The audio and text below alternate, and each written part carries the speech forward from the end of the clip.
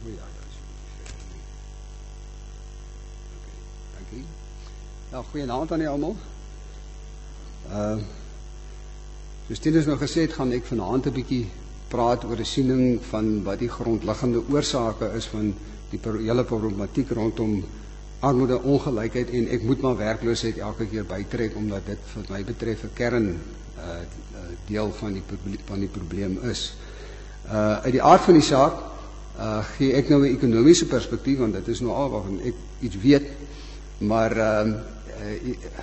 jy moet dink ek nou net besef ook dat ek probeer nie daarmee nou hierso die totale prentjie gee nie. As iemand anders soos 'n, kom ons sê, 'n maatskaplike werker of 'n sosioloog of so iemand sou waarskynlik 'n bietjie van 'n ander invalshoek dalk gehad het, maar die wat ek sal doen is om vir dan die ekonomiese perspektief te gee wat ek dink in elk geval eintlik maar oorheersend is na my mening. Die ander ding saam met dit ook wat ek vir u wil sê is ek het so 'n bietjie van 'n uitdaging vir u.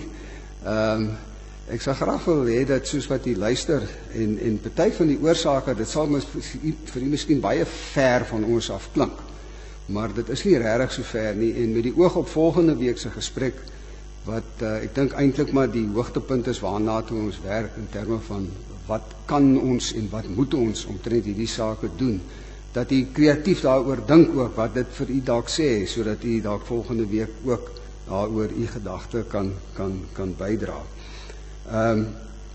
Goed, dat ek net vinnig saamvat, so vinnig net wat ek verlede week gesê het, ek wil net 4 punte maak. Amptelik is Suid-Afrika die mees ongelyke land in die wêreld. Die sogenaamde Gini-koëffisiënt, wat maar die manier is hoe dit gemeet word, vir Suid-Afrika is dit die hoogste, wat beteken ons het die hoogste ongelykheid. Tweede ding is ons het 'n baie hoë voorkoms van armoede. Omtrent 22% van mense in Suid-Afrika verdien minder as die R400 'n maand wat hulle nodig het om net aan basiese voedselvereistes te kan voldoen. 2100 kalorieë per dag word dis hoe dit gedefinieer word. En 54% van die mense in Suid-Afrika verdien minder as omtrent R750 'n maand, wat beskou word as die inkomste wat jy nodig het dat jy behalwe kos dan vir jou klere en 'n dak oor jou kop ook kan voorsien. Die derde punt wat ek wil maak net is dat die herverdeling wat deur die staat gedoen word, spesifiek die maatskaplike toelaas, maak 'n baie groot verskil. Dit op 'n syfervlak dat die ons wat ongelykheid betref, die Gini-koëffisiënt daal met omtrent 18 punte, indekspunte, wanneer ons dit in berekening bring, en die aantal mense in Suid-Afrika wat in absolute armoede verkeer, wat in ekstreme armoede, ek kan die regte woord verkeer, die halveer van omtrent 34% van die bevolking na so 16,5% van die bevolking as ons die toelaas in berekening bring. En dan net die punt ook, grootskaalse werkloosheid speel 'n sleutelrol. Ons werkloosheidskoers is 25%, en as 'n mens die mense bytel wat al ophou werk soek het, omdat hulle moed verloor het, dan is dit 36% van ons bevolking wat werkloos is. Voordat ek by die oorsake uitkom, het ek gedink net so vinnig vir die 'n prentjie net gee van hoe die debat oor hierdie sake die laaste, sê maar 30 jaar verloop het, en ons is maar deel van daardie groter debat in die wêreld oor die sake. Ek sou sê tot so ongeveer die jaar 2000, maar ek wil nie die jaartal te presies opneem nie, was die fokus in die wêreld op armoede. En veral op die verskille tussen arm lande en ryk lande. En daar is hoeveel boeke geskryf oor wat is die redes daarvoor? Hoekom is party lande arm, hoekom is ander lande ryk? En wat kan ons nou daaromtrent doen? Die klem het geval op sulke goed soos ontwikkelingshulp van die kant van ryk lande aan arm lande. Ek kan maar net so waar sê in 'n Suid-Afrikaanse konteks sou dit wees van die ryk deel van die samelewing dus na die arm deel van die samelewing. En op sulke goed soos afskrywing van die skuld van arm lande. So deur die loop van die vorige eeu was daar 'n skerp daling in armoede. Ekstreme armoede aan die begin van die eeu was so 70% van die wêreldse bevolking, en dit het gedaal na 20% aan die einde van die 20ste eeu. Net sedert die 90 het die aantal mense in ekstreme armoede met 500 miljoen gedaal, wat 'n geweldige syfer is, en dit het maar in hoofsaak in Asië gebeur en 'n bietjie in Latyn-Amerika ook. En daardie dalende tendens sal na verwagting voortduur. Wat daai prentjie vir u wys is die armoedekoers heel links die wêreld in geheel. Ekskuus tog, ek vergeet om die ding aan te skuif, jammer. Ja, ek moes my op denk gemaak het al. Heel links is die prentjie wat ek wys vir die wêreld. Die linkerkantste kolom is wat was die situasie in 1990.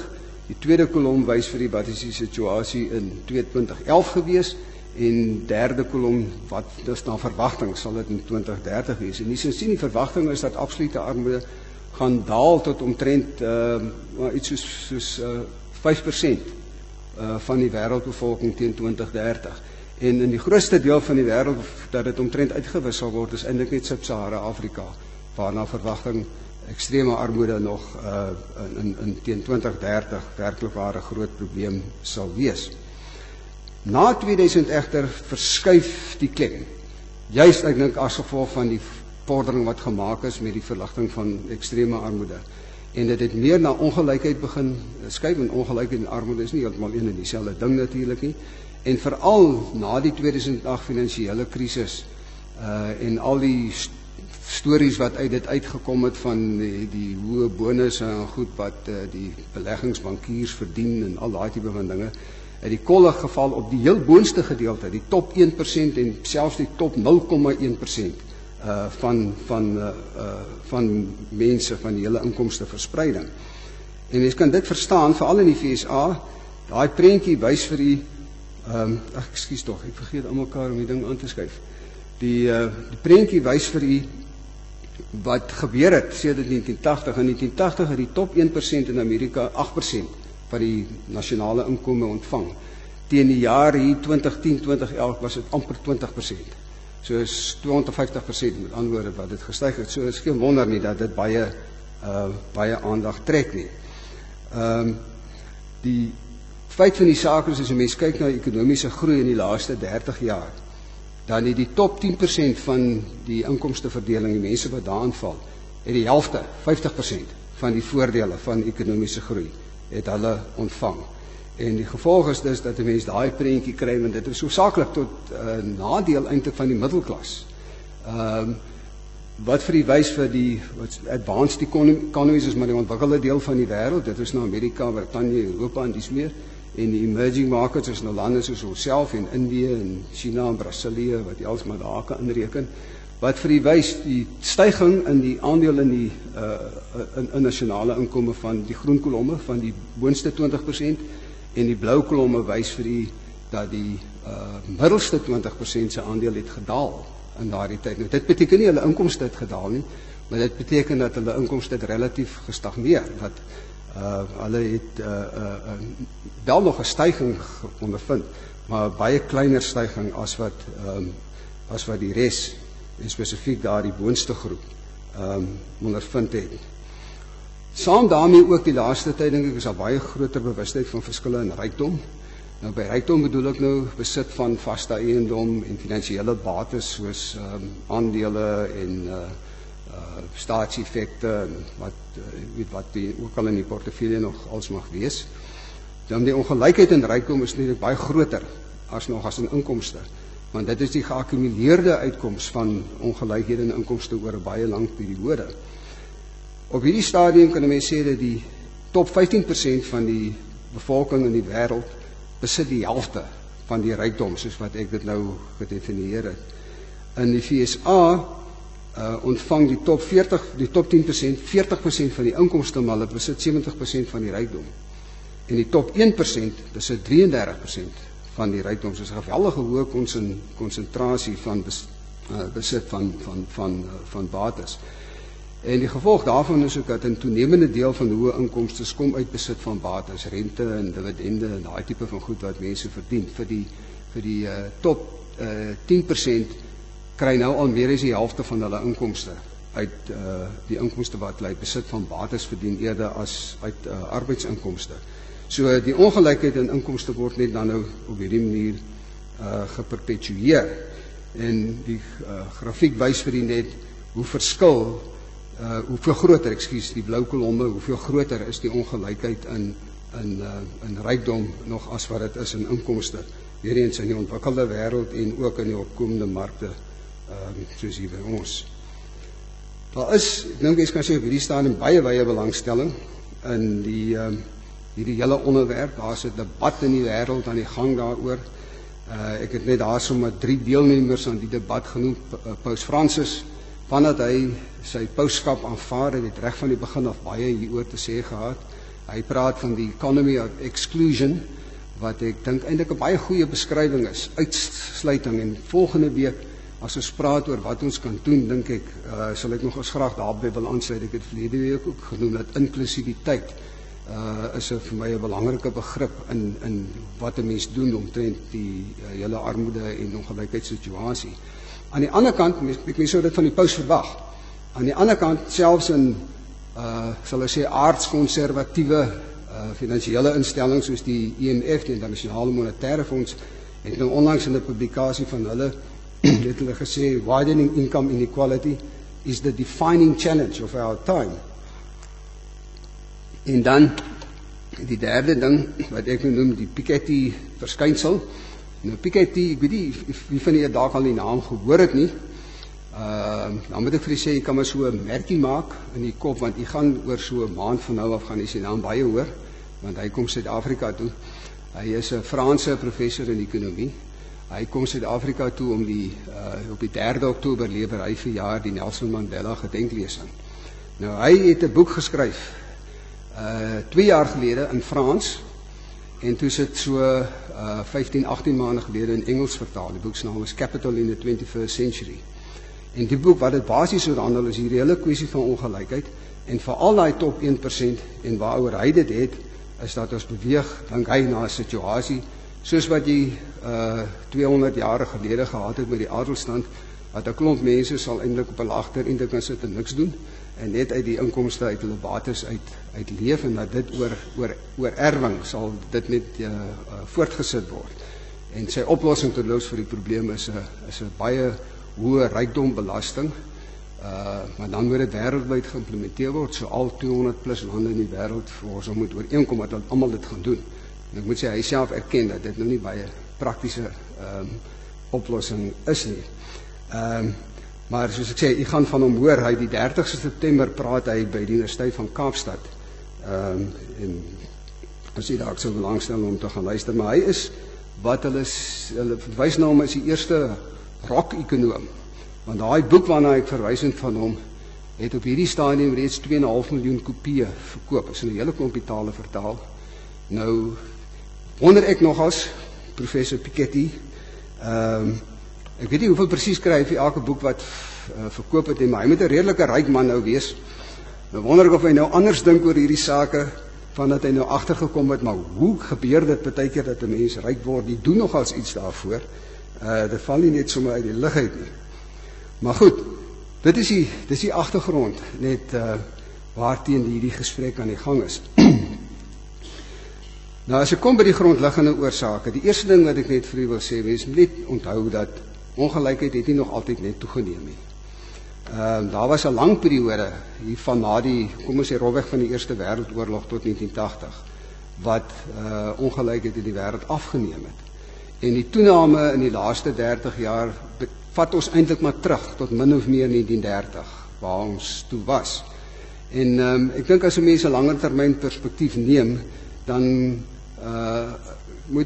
kan jy aanvaar, die goed beweeg maar so in sulke siklusse. En die toename sal wel weer gevolg word deur 'n afname, die kragte wat dit losmaak, werk maar so. Ek wil ook net die punt maak dat, as ek so luister, daar word baie gepraat van, dat dit is injustice, dus die onreg, wat opgesluit lê in armoede en ongelykheid.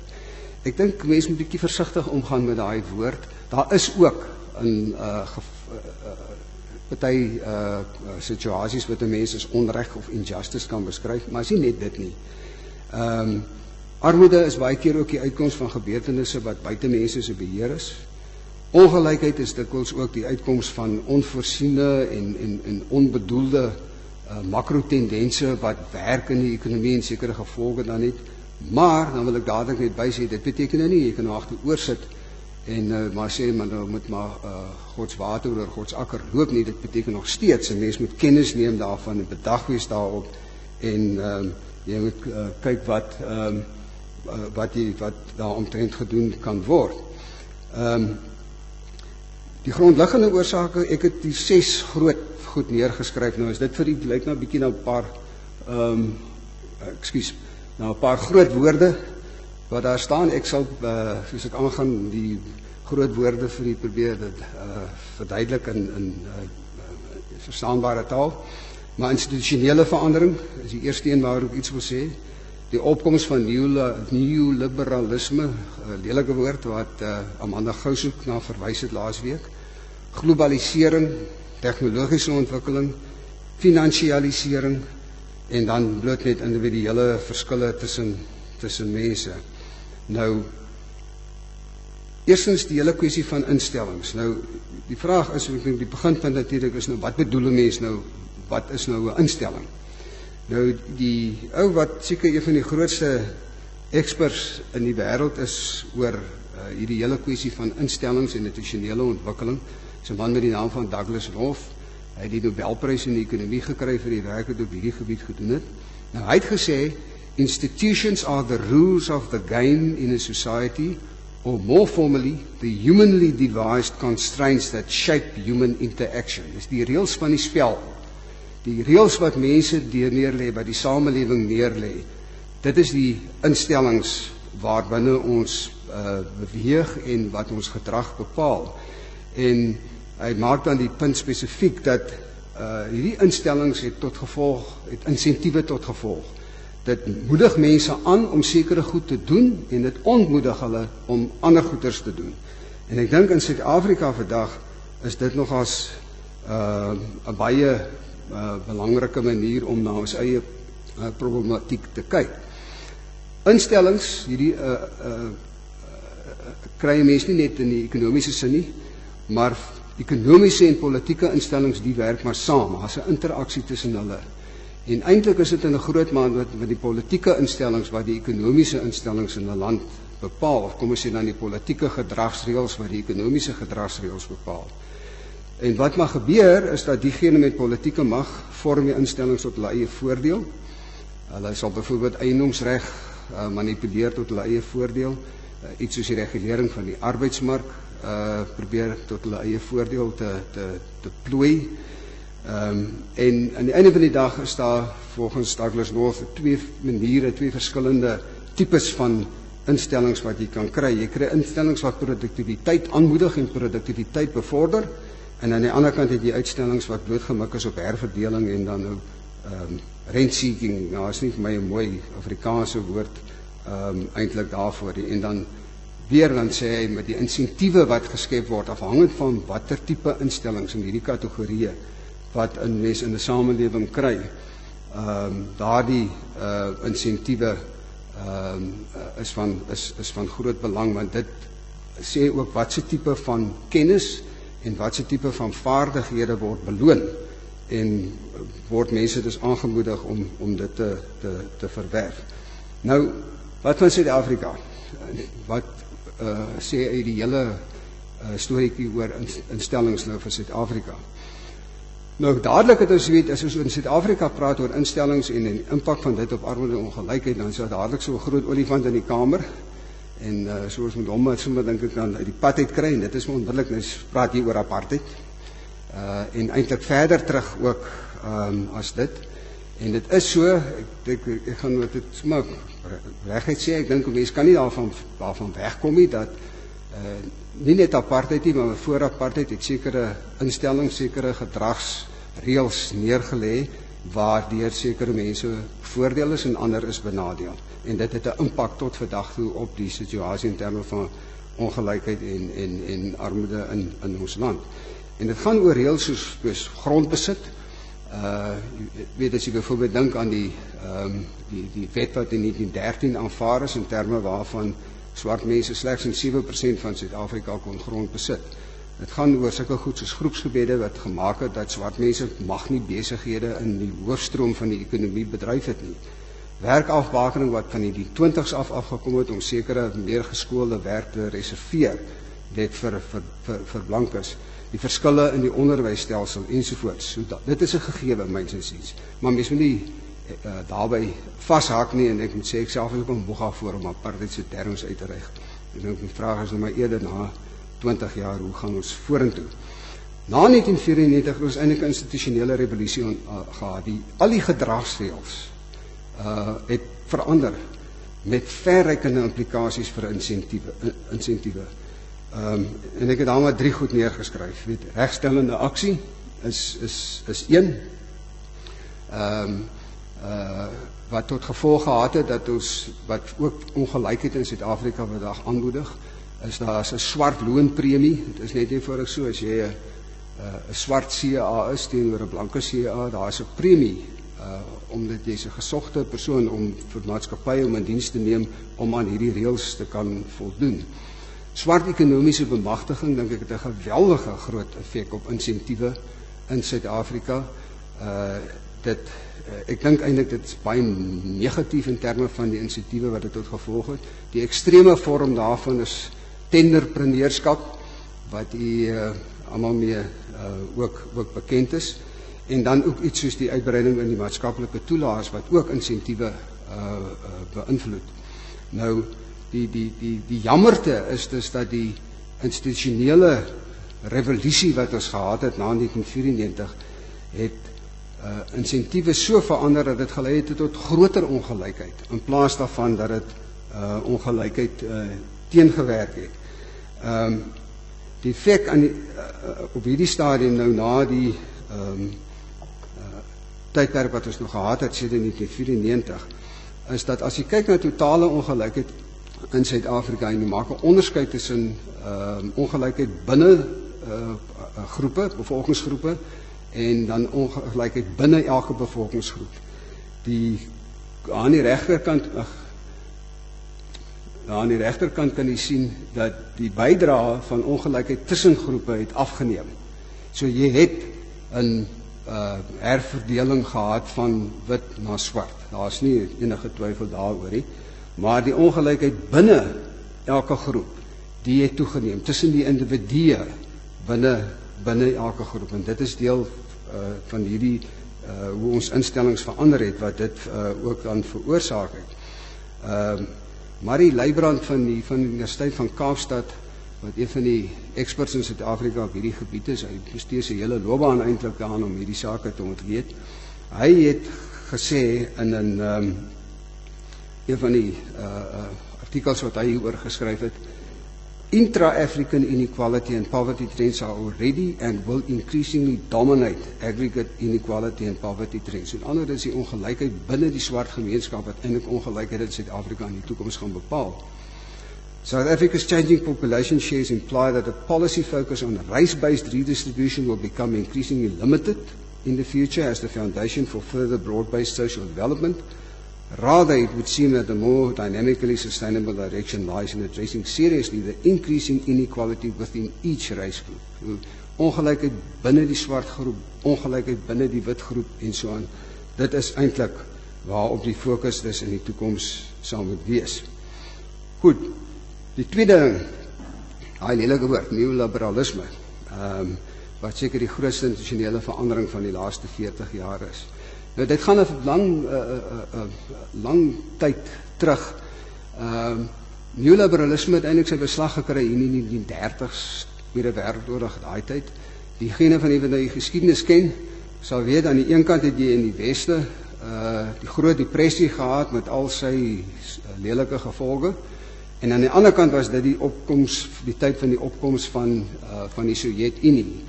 En die hele idee van 'n sosialistiese, kommunistiese stelsel, met ander woorde 'n groot rol vir die staat, wat nou vir jou 'n beter ekonomiese stelsel sal gee. En daar het 'n teenreaksie daarvan ontstaan. Daar is so 'n klompie ekonome gewees en ander mense, die sogenaamde Montpellier vereniging wat hieroor nagedink het. Friedrich von Hayek was een van die leidende figure.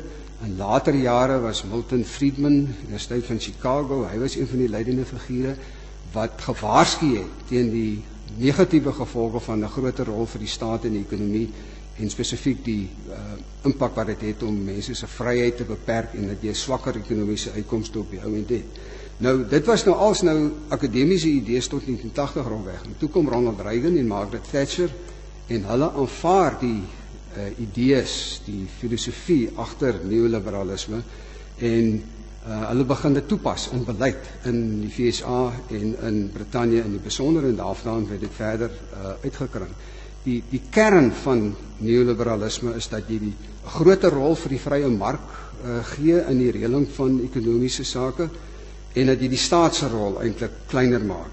Soos baie ouens sê, neoliberalisme waar dit gaan is liberaliseer, dereguleer, privatiseer. Daar word ook aan verwys as die sogenaamde Washington Consensus om te sê dis nou idees wat in Washington ontstaan het waarmee ons hier te maak het. En dit het allerhande gevolge dan, byvoorbeeld 'n vrye vloei van internasionale kapitaal, dit is eintlik nie aanvaarbaar vir lande om internasionale kapitaal te blokkeer nie. Vrye swemende wisselkoers, jy mag nie eintlik inmeng in die valutamark om jou wisselkoers te beïnvloed nie. Die deregulering van die finansiële sektor wat deur baie mense beskou word as een van die groot oorsake vir die finansiële krisis wat ons gehad het. Die deregulering van die arbeidsmark, vakbonde se ledetal en hulle invloed het baie verminder in hierdie tyd. Die rol van kollektiewe bedinging in loonbepaling, die het gekrimp. Weet selfs in Suid-Afrika vandag, ons lê so baie klem op die vakbonde se loonhuise en dies meer, maar volgens die amptelike statistiek word omtrent 20% van mense in Suid-Afrika se lone bepaal, of salarisse bepaal deur kollektiewe bedinging. Minimumlone het nie tred gehou met die mediaanloon in die ekonomie nie. Daar was 'n skerp toename in tydelike werksgeleenthede en in deeltydse werkgeleenthede, wat beteken dat werkers het natuurlik nie sekuriteit in so 'n situasie nie, so 'n dualistiese arbeidsmark begin kry van party mense wat nou binne die kom ons sê formele indiensneming staan en ander wat buite dit staan. En in baie lande in die wêreld het arbeid se aandeel in nasionale inkome het dan ook gedaal in hierdie tyd. En as jy gaan kyk na die redes vir die toename in ongelykheid, en kom ons kyk maar net daar aan die regterkant daar, daai EMDC's, dis nou Emerging Markets in Developing Countries, dis nou waar Suid-Afrika ook inval. En jy kan sien van die totale toename in ongelykheid oor daai tydperk wat ek bo beskryf. Labour market flexibility, met ander woorde die wat in die arbeidsmark gebeur het om die arbeidsmark vryer te maak, is die enkele grootste rede wat dis volgens die IMF se bepaling wat die ongelykheid tot gevolg gehad het. So dis iets wat 'n mens nie kan misken nie. Nou privatisering was deel van neoliberalisme, veral nutsmaatskappye, utilities soos hulle sê, en dan is die goed nie behoorlik gereguleer na die tyd nie. Die belastingstelsel se progressiwiteit is ingekort, die topmarginale koers is in Thailand is drasties verlaag. In 'n land soos die VSA is die topmarginale belastingkoers van 70% na minder as 30% toe verlaag, amper 50 persentasiepunte. In Brittanje min of meer ook iets soortgelyk. Maatskappybelasting is verlaag. Belasting op inkomste uit arbeid is meer progressief belas as die uit kapitaal. Daar was 'n weerstand meer teen die welvaartsstaat, met ander woorde die hele idee van betaling van toelaas en dies meer. Die prentjie wys vir spesifiek wat die belasting betref, die verband tussen die afname in die topmarginale koers en die toename in die inkomste aandeel van die top 10%. En jy kan sien die lande wat jy kan eintlik so 'n lyn deurtrek dat hoe groter die daling afname in die topmarginale koers was, hoe groter was die styging in die top 10% se inkomste aandeel. Nou dit is so ek sê weer, is nou wêreldwye tendensie hierdie. Nou wat van Suid-Afrika? Hier by ons het neoliberalisme deesdae 'n skelwoord wat jy gebruik om mense te etiketeer. Ons het 'n staat wat vir homself wat motiveer hoekom moet hy 'n groter rol in die ekonomie speel. So neoliberalisme wat argumenteer vir 'n kleiner rol vir die staat val nou nie so lekker op hulle oor nie. Ek self is ook al geetiketeer as 'n neoliberalis, Want dit beteken dan vir party mense so jy glad nie na daai ou te luister nie, want hy het bietjie verdwaal, sal ek maar sê. Maar as dit skelwoord geword het, ek het my verstom eintlik nou die dag nog die minister van openbare werke het in die parlement gepraat oor Nkandla. En hy het gesê die rede vir die Nkandla probleem is neoliberalisme. Nou hoe hy dit by mekaar gebring het, sou ek baie graag wil weet. Maar hoe dit ook al sê, hy kon die twee by mekaar uitbring. Maar as jy kyk wat in Suid-Afrika gebeur het, kom ons sê veral nou na 94, dan kan jy nie eintlik regtig sê dat neoliberalisme hier by ons pos gevat het nie. Want ons het baie beperkte privatisering gehad, so klein bietjie privatisering in die laat 90s, ekskuus. Dis teen die jaar 2000 omtrent is dit laat vaar. Jy weet die idee was om Eskom te privatiseer. En dis dalk een van die redes, daai klompie jare wat die staat gedink het hy is besig om Eskom voor te berei vir privatisering. Het dinge nie gebeur wat moes gebeur het nie, soos nuwe kragstasies wat gebou moes word nie. Ek weet nie wie weet nie, maar daar was selfs 1 jaar, ek dink dit is 2004, wat Eskom 'n dividend van 5 miljard rand betaal het aan die staat. Hier is daar vir die geld in die teenoorgestelde rigting, maar jy kan dus nie sê by ons was dit eintlik 'n faktor nie. Ons top marginale belastingkoerse van 45% na 40% verlaag, en in die begroting vroeër verjaar is dit weer verhoog na 41%, en dit is wat maar gewoonlik gebeur as sulke goed gebeur is, dit is nie die laaste een nie. En wat saam ook gebeur het in die afgelope 20 jaar, is dat die drempel, net waarby die topmarginale koers inskop, daai drempel is taamlik verhoog. Maatskappybelastingkoers by ons is ook verlaag, die statutêre koers van 35% na 28%, maar vir baie maatskappye en baie bedrywe het hulle effektiewe belastingkoers het gestyg, want 'n klomp aftrekkings is weggeneem. En die maatskappye se bydrae tot die staat se belastinginkomste het eintlik toegeneem met omtrent 10 persentasiepunte oor hierdie periode. By ons is kapitaalwinsbelasting ingestel in hierdie tyd, en ek dink nie mense kan sê dat was 'n algemene tendens na die regering nie, veral nie as jy van arbeid praat nie. So as jy kyk na die arbeid se aandeel in nasionale inkome in Suid-Afrika, daar was nie eintlik 'n verandering nie. Dis maar basies dieselfde deesdae as wat dit in 1980 was, eintlik so marginaal hoër as gevolg van die manier waarop die veranderinge by ons bestuur is. Maar nogtans word dit by ons ook maar beskou as 'n rede. Globalisering, 'n paar woorde net daaroor, is nie 'n nuwe verskynsel nie. Ek dink dit moet ons net besef. Dit gaan eintlik baie ver terug. Jy kan maar in die Bybel gaan lees van hoeveel stede in die wat daar in die Nuwe Testament figureer het op die kruispad tussen belangrike handelsroetes gelê. Hier in die laat 19de eeu veral het jy ook 'n so stuwing van globalisering gekry, so wat ons die laaste 30 jaar gehad het. Die voor- en die nadele daarvan moet 'n mens eintlik op 'n globale skaal beoordeel. Jy weet mense baie keer kry jy dat mense sal sê my globalisering lei tot verlies van werkgeleenthede. Nou, Amerikaners sal so sê, maar terselfdertyd is aan die ander kant in ander lande is daar werkgeleenthede geskep as gevolg van globalisering. En jy moet dit ook in berekening bring. Wat natuurlik globalisering beteken is 'n skerp toename in internasionale handel met groter mededinging wat daarmee saamgaan, die ontstaan van globale toegevoegde waarde kettinge, met ander woorde die ding wat jy kry dat produkte word al hoe meer word nie net in een land vervaardig nie. Die ontwerp vind plaas in Amerika, klomp komponente word vervaardig in 5 of 6 verskillende lande, en dan gaan dit na 'n ander land toe waar alles aan mekaar gesit word en daarvan word uitgevoer na die res van die wêreld. Dit is een van die effekte, nuwe effekte van globalisering. Uitkoms van uitkontraktering of outsourcing soos hulle dit noem, oproepsentrums, call centers, dis 'n paar van hulle wat hier in Kaapstad ook sit. Groot toename, skerp toename internasionale kapitaalvloeie. En mens kan sê die kapitaal het die grootste voordeel getrek uit globalisering, want hulle winste is daardeur verhoog.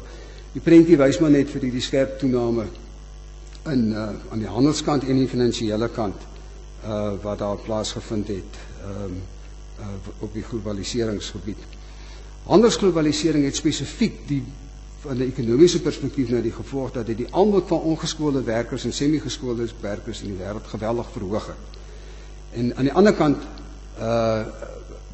het die aanbod van kapitaal het mos nou nie op dieselfde manier gestyg nie. So jy het eintlik so 'n bietjie van 'n skep 'n ooraanbod van ongeskoolde arbeid en 'n tekort aan kapitaal, as ek dit maar so kan stel. So noodwendig sal dit beteken dat kapitaal sal 'n beter 'n toename in sy vergoeding ervaar en ten koste van aan die ander kant ongeskoolde en semi-geskoolde werkers. Dit plaas 'n groter druk op vaardighede, vraag na vaardighede, so jy het afwaartse druk op die lone van ongeskoolde mense, so dit verhoog in ongelykheid. Dit skep wel, soos ek sê, werkgeleenthede in ontwikkelende lande, veral landbouuitvoer is die een wat die meeste help om eintlik ongelykheid teen te werk. Dit verhoog wel reële lone deurdat seker goed raak goedkoper as gevolg van die groter mededinging en laer invoerpryse en dies meer.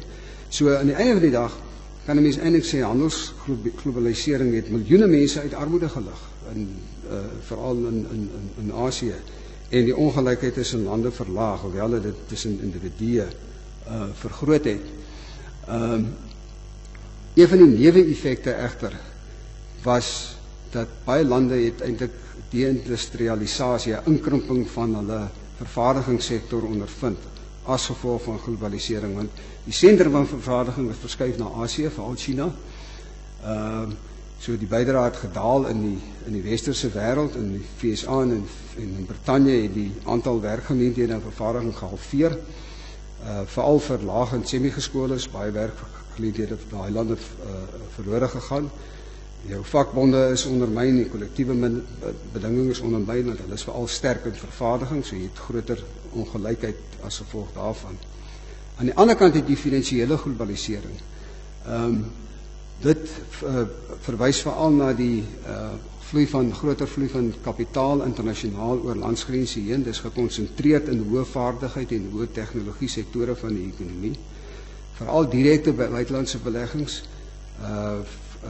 moedig vaardigheidsspesifieke tegnologiese verandering in lande aan en opleiding van geskoolde werkers wat daarmee saamgaan. As jy dink in Suid-Afrika, kom ons sê in die motorbedryf, weet soos BMW wat deesdae al hele klompie jare al op groot skaal uitvoer vanuit Suid-Afrika wat die in Suid-Afrika beleggings aangegaan het om te doen. As jy gaan kyk na hulle arbeidsmark, dan is dit nie ongeskoolde mense wat daaruit voordeel getrek het nie. Finansiële globalisering bied meer beleggingsgeleenthede. Diegene van u wat nou beleggingsadviseurs is, soos Jan en wie en so aan, sal weet, deesdae by die vraag is hoeveel van nou se portefeuilles het in die buiteland, en nou kom die jare terug was die antwoord 0, want jy kon nie. Die hele begrip van randverskansingsbeleggings het eintlik maar saam met dit gekom. Wat dit beteken is, daar is meer beleggingsgeleenthede vir mense wat die bates het, en hulle kan dus hulle opbrengste verhoog, en dit verhoog eintlik ongelykheid aan die einde van die dag. So finansiële welvaart het gestyg en ook die vergoeding in die finansiële sektor saam met dit. Dit skep geleenthede vir maatskappywinste om te verhoog, so nog meer eintlik dan bydraen tot ongelykheid. Nou Suid-Afrika, weer, waar pas ons in? Handelsglobalisering. Voor 1994 was ons eintlik baie geïsoleerd as gevolg van sanksies. En in daai tyd het ons nie mededingend geword nie. Na 1994, toe ons die sanksies is afgeskaf, eintlik al hier van 1992 af, of 1990 af, dink ek. Ons het blootgestel is aan groter internasionale mededinging. Invoerbeskerming is drasties verlaag. Die beskerming vir die landbou ook byvoorbeeld is omtrent heeltemal verwyder. Ons is geforseer om ons tegnologiese agterstand in te haal, en terselfdertyd het van die vakbondwese se kant hulle geargumenteer vir hoër lone om die sogenaamde apartheid wage gap toe te maak, jy's in daai tyd. So in Suid-Afrika het daar 600,000 werkgeleenthede in die vervaardigingssektor verlore gegaan, en in landbou het maar iets soortgelyk. En dit kan ek verseker dat baie bygedra tot armoede en ongelykheid in Suid-Afrika. Die prentjie wys vir die vervaardigingssektor by ons se bydra tot BBP. Dit was amper 18% gewees in 1990, Dis nou af na so 13,5% en eintlik die tendens is nog steeds af. En saam daarmee dan as jy kyk na indiensneming, totale indiensneming in die land het toegeneem, veral hierdie laaste klompie jare. Ongelukkig in die onlangse verlede is dit maar die staat wat meer mense in diens neem. Maar as jy kyk na in vervaardiging, hoe dit afgeneem het, die bydrae wat vir die vervaardigingssektor maak tot indiensneming. So die hele idee van die Departement van Handel en Nywerheid om die vervaardigingssektor in Suid-Afrika weer op te bou, ek dink die idee is reg. Die manier net hoe moet te werk gaan om dit te doen, daarvan is ek nie heeltemal so seker dat dit die regte manier is nie. Finansiële globalisering, weer eens, ons was geïsoleerd deur sanksies en daarna het ons nog groter toegang gekry tot internasionale kapitaal. Valutabeheer op die inwoners heeltemal afgeskaf, op inwoners geleidelik verslap. Internasionale finansiële instellings Suid-Afrika betree en ons markte is internasionaal geïntegreer. En soos ek net ook gesê het, uiteindelik die geleenthede wat dit skep vir party mense om hulle inkomste te kan verhoog, het eintlik groter ongelykheid aangehelp. Dan die ander groot ding, groot faktor, tegnologiese ontwikkeling. Nie net op die gebied van inligtingstegnologie nie, kommunikasie, lasertegnologie, die 3D drukprosesse, robotte, al die tipe van ding wat in die orde was in die laaste 30 jaar. Dit vereis hoër vaardigheidsvlakke. So as ek toename die vaardigheidspremie vir mense wat oor die vaardighede beskik, outomatisering lei tot die eliminasie van party werkgeleenthede, ander werkgeleenthede wat semi-geskoold was, word nou net routinewerk. So die besoldiging wat daaraan verbonde is ook stagneer of daal selfs. Jy het toenemende kapitaalintensiteit, kapitaalgoedere het al hoe goedkoper geword eintlik in die laaste 30 jaar, so minder gebruik van arbeid. En globalisering het eintlik dit alles ook net versnel. Die boek wat verlede jaar verskyn het die oor handel, The Second Machine Age, die skrywers byvoorbeeld sê, there's never been a better time to be a worker with special skills or the right education. However, there's never been a worse time to be a worker with only ordinary skills and abilities to offer, because computers, robots and other digital technologies are acquiring these skills and abilities at an extraordinary rate. So dit is een van die groot uitdagings van ons tyd, want die probleem is die onderwys hou nie tred met daai vaardighede by leerlinge in te skerp saam met tegnologiese ontwikkeling nie. Dis wêreldwyd so, maar dan ook in Suid-Afrika. So die gaping tussen hoog- en laagskole werkers word al groter. Die gemiddelde loon neem stadiger toe as produktiwiteit. Dis tot voordeel van die besitters van kapitaal en tot nadeel veral van die middelinkomste groep. Daai prentjie sê eintlik vir die baie. Dit verduidelik baie van wat gebeur het in die laaste 30 jaar in baie lande, miskien nie, en weer eens, nie tot dieselfde mate in Suid-Afrika, dink ek nie. Maar die groen lyn is die, kom ons sê, dis produktiwiteit, hoe dit gestyg het per werker.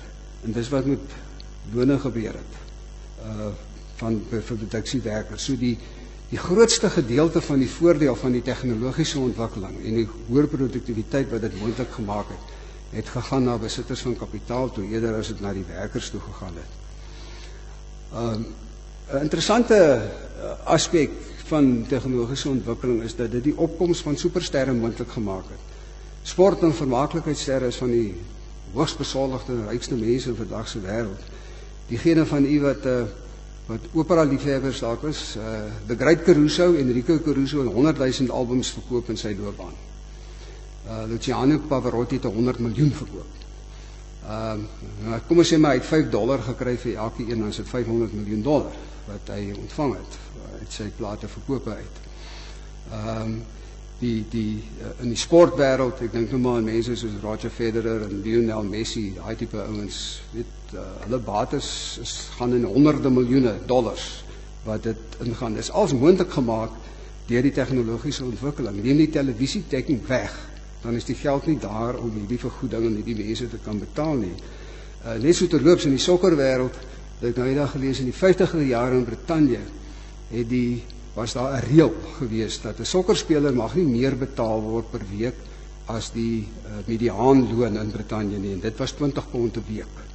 Vandag jou top sokkerspelers in Brittanje verdien £200,000 'n week.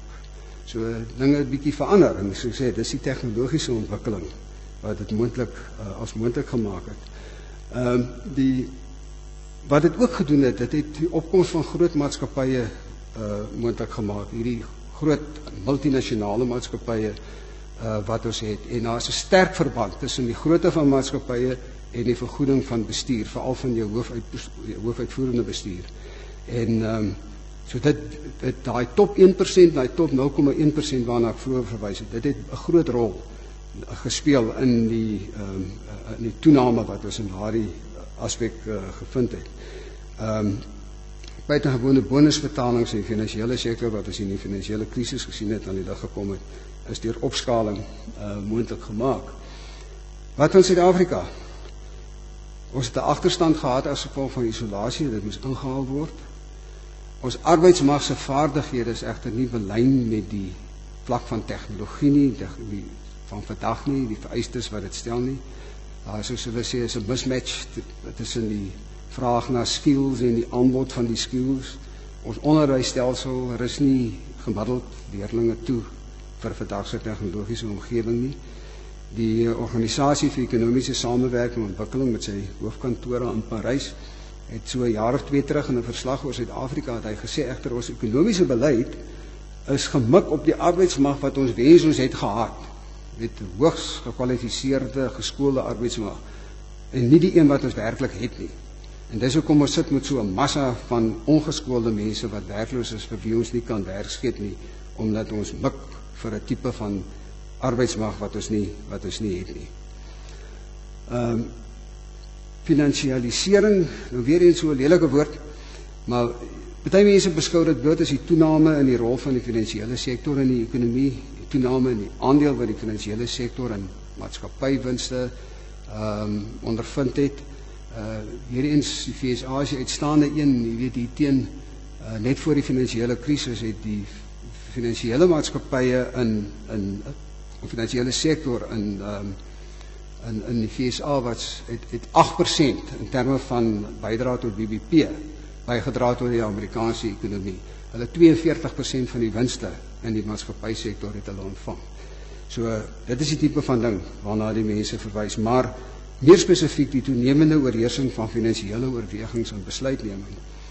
En in die besonder die hele idee, die sogenaamde wat mense verwys na die equity cult, dat die belange van die bestuur van maatskappye moet belyn word met die van die aandeelhouers. Nou die aandeelhouers se belang is dat die aandeleprys moet styg en hy moet gereeld na aanhou styg.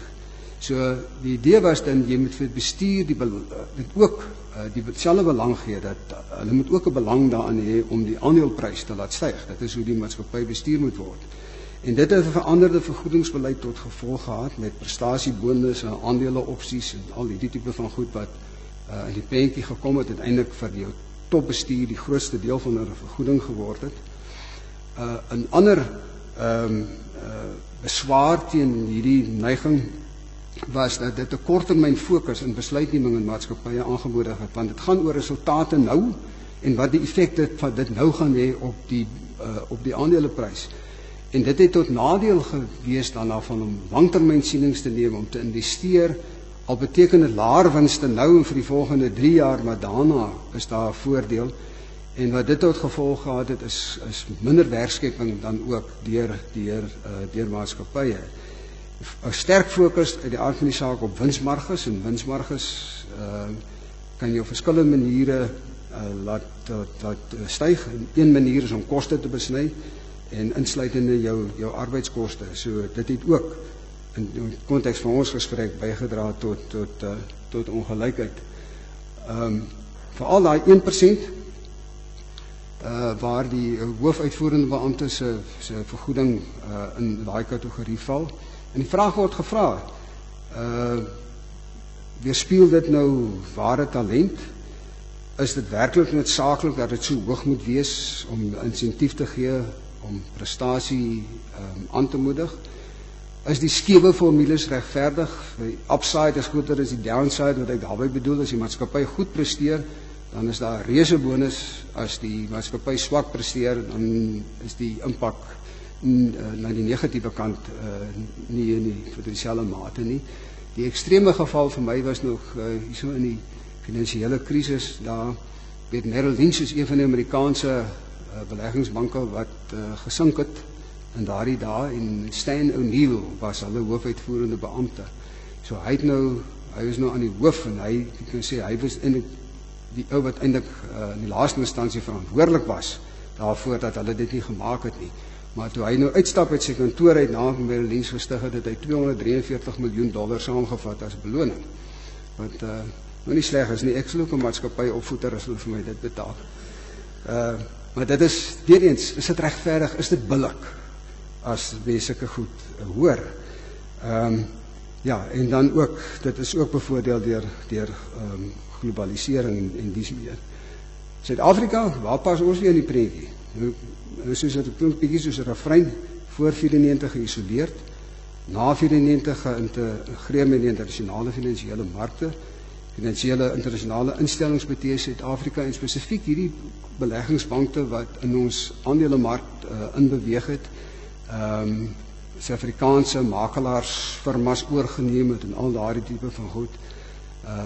Buitelandse aandeelhouers wat in Suid-Afrikaanse aandele begin belê het, vandag behoort omtrent 40% van die aandele op die effektebeurs aan buitelanders.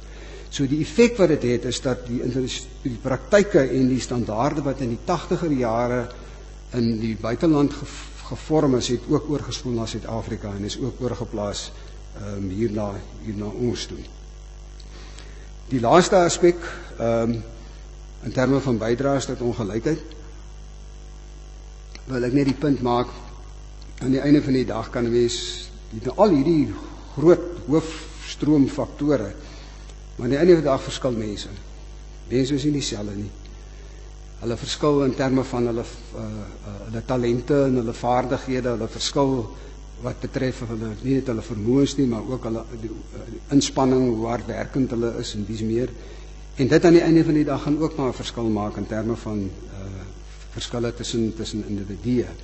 Maar daar is ook faktore wat op hierdie vlak lê, wat party mense, jy kan ook niks daaraan doen nie. Watter familie is jy nou gebore?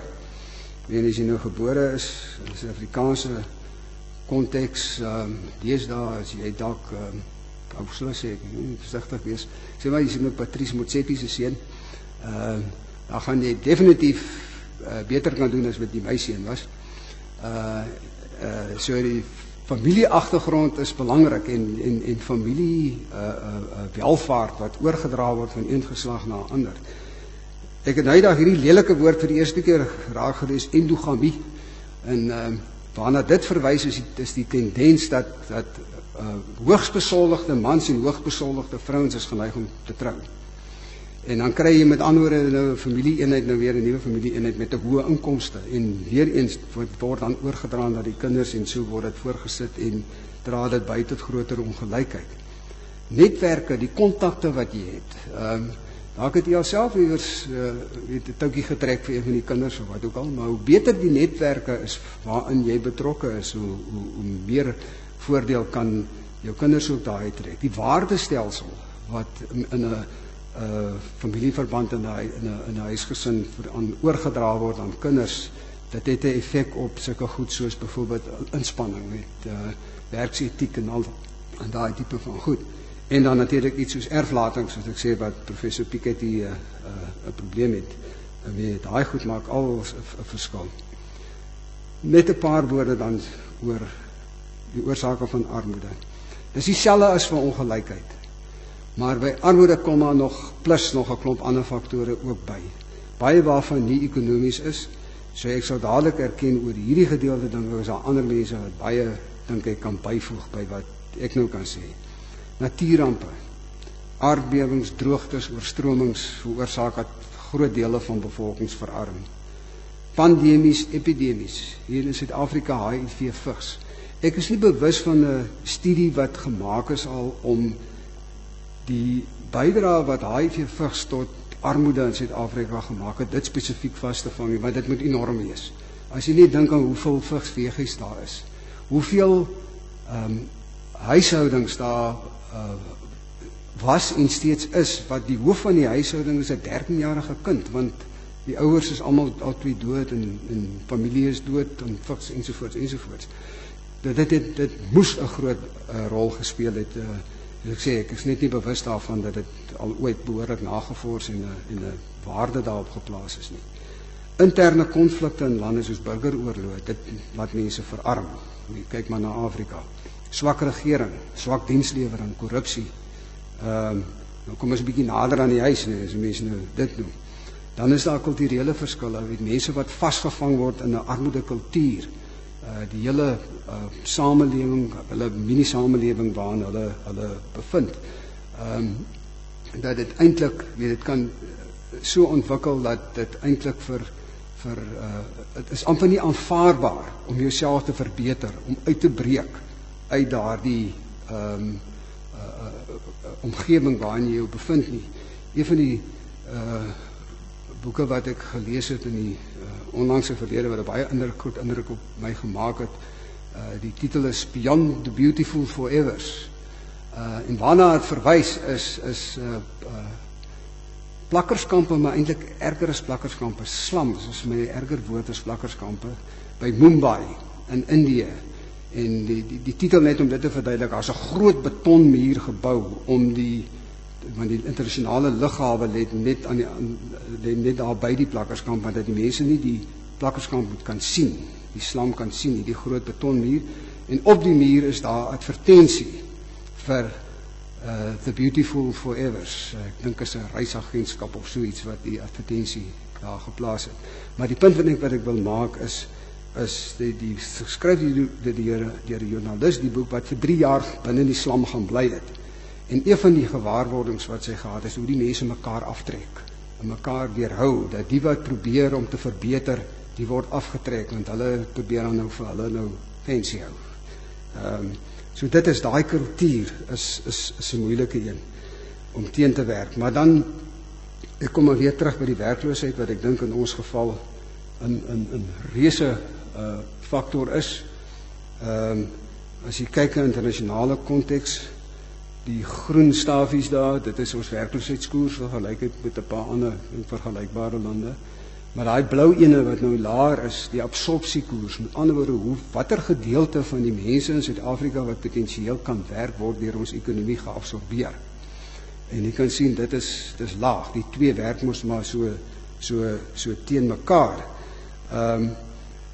Die interessante een vir my is, as jy nou gaan kyk na die ons BBP per persoon wat nou in diens is, wat werk, vergeleke met ander lande se. Dis nou nie, ekskuus, ek het nie mooi gewys, kom in 'n ander rede wys nie daar nie, maar dis Suid-Afrika daar. Hy het, dis nie hoog nie. Dis bietjie hoër as, kom ons sê, daar is byvoorbeeld Indië. Dis hoër as Indië en Indonesië, maar 'n land soos Indië, 25% van hulle ekonomie is nog die landbousektor, en 'n groot gedeelte daarvan is eintlik maar bestaanslandbou, wat daai syfers sal aftrek, wat ons het nie so iets nie. So, wat dit vir die sê, is, dis nie asof ons nou verskriklik produktief is, dat ons nou in Suid-Afrika 'n groot BBP produseer met min mense nie. Wat dit vir die eintlik maar sê, is die ekonomie is te klein, om ons arbeidsmag te kan absorbeer, die totale arbeidsmag, die ekonomie is te klein. So, as 'n mens praat dus van oorsake van werkloosheid, die heel eerste een vir my is, ekonomiese groei was te laag vir te lank, om die nuwe toetreders tot die arbeidsmark te absorbeer, so ons het 'n lae deelnemingskoers. Dan as jy dit nie plaaslik kan kry nie, die ekonomiese groei nie, dan moet jy eintlik intap in groei elders, in die res van die wêreld, want dan moet jy mededingend wees. En ons het ongelukkig, is ons nie mededingend genoeg nie. Die ander bydraer tot werkloosheid is waarna ek net verwys het, dat die aanbod van vaardighede is nie in ooreenstemming met die vraag daarna nie. Dit is my verskriklik dat daar verwys word na mense as unemployable. Nou, never mind dat hulle unemployed is, hulle is nog unemployable. Jy kan niks met hulle doen nie. Jy kan hulle nie in diens neem. Ek dink dit is 'n groot aanklag teen ons samelewing. Dan natuurlik die onbestendige arbeidsverhoudinge, dink ek speel ook 'n groot rol in werkloosheid, gewelddadige konfrontasie met stakings so goed by die wet en die orde is. Ek het die hoofuitvoerende beampte van, ek is nie seker meer watter maatskappy dit was, ek dink dit was in die mynbousektor waarskynlik gewees so in die laaste 3 jaar, hy het op 'n stadium gesê, hy het groot beswaar daarmee en 'n probleem daarmee, dat het van hom verwag om besluite te neem oor lewe en dood.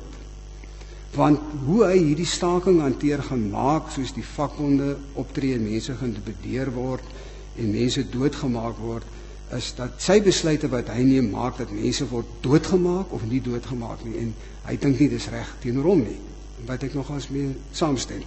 En daarom het hy so iemand, uit die aard van die saak sal hy probeer om so min as moontlik mense in diens te neem en mense van verkieslik van 'n hoër opleidingsvlak, want gewoonlik het jy daar minder van hierdie tipe van probleme. Dan is daar natuurlik ook dink ek wat ook deel is maar van die probleme by ons vakbonde se aanvang op decent jobs. Nou wat ek so sê, ek dink nie hulle is verkeerd nie. Ek sal ook aangedring het op 'n decent job. Nou 'n decent job bedoel hulle in die formele sektor met 'n langtermyn dienskontrak en jy kry pensioenvoordele en 'n mediese fonds en al daai tipe van goed. En jy kry 'n hoog genoeg loon dat jy met gemak vir jou familie kan sorg. Nou ek dink nie dit is onbillik nie. Glad nie. Maar die probleem is net dan moet jou produktiwiteit op die vlak wees om dit te kan dra. En daar hak ons vas, want dat jy het 'n klomp mense in Suid-Afrika wat jy eintlik maar net in 'n indecent job kan in diens neem. En daar's baie lande in die wêreld wat jou mededingers is wat heeltemal gelukkig daarmee is om indecent jobs te skep. En dis met hulle wat jy mee moet kompeteer. So ek voel vir my so mense moet maar jy moet eers kruip voor jy kan loop. Ons moet maar so 'n bietjie indecent jobs eers skep voordat ons decent jobs kan skep. So dis al wat ek vanaand te sê het en ek hoop ek het vir die genoeg stof tot nadenke gegee dat jy kan dink oor nou wat kan ons nou doen omtrent hierdie hele saak, want dit klink oorweldigend. Maar dit is nou jy weet daar's mos die spreekwoord wat sê hoe eet jy olifant stukkie vir stukkie. So ek weet nie dat die oorweldigendheid die oorweldig nie. Dankie.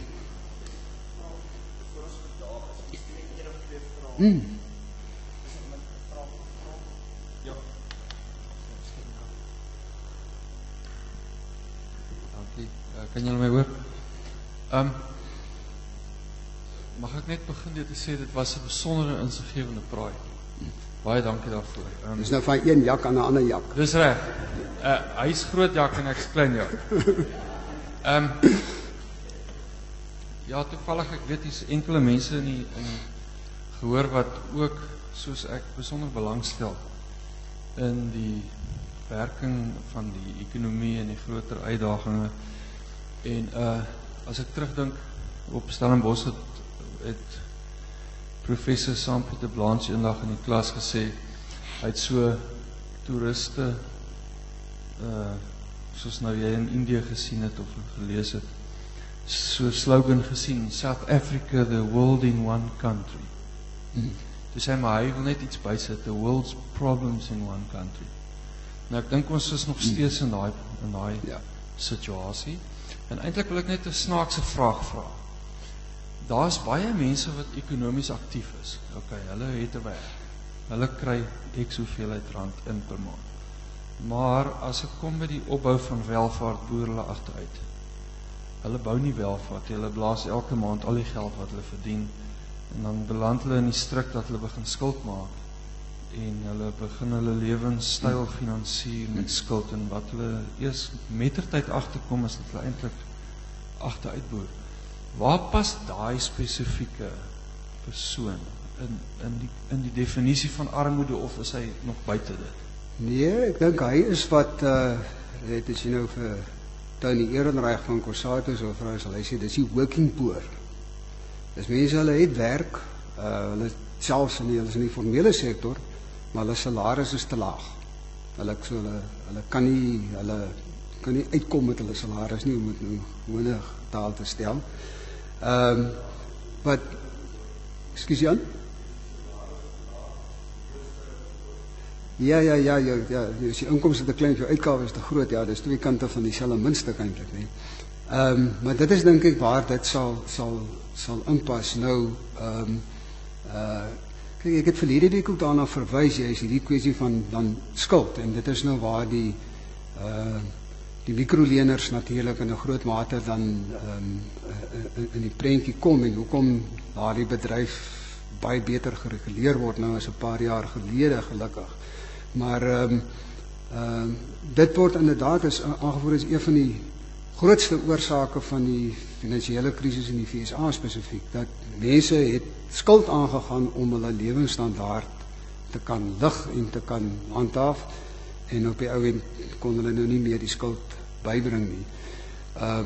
By ons is dit so, jy weet, ek dink dis miskien ook wat 'n rol by ons speel, hierdie sogenaamde, hierdie wat die Afrikaanse woord is vir garnishing orders nie, hierdie wat jy geleen vir 'n ou geld, en dan kom jy met sy werkgewer ooreen, dat wat hy elke maand vir jou moet terugbetaal, word eers afgetrek, en dan jou oorbetaal voor hy sy salaris kry.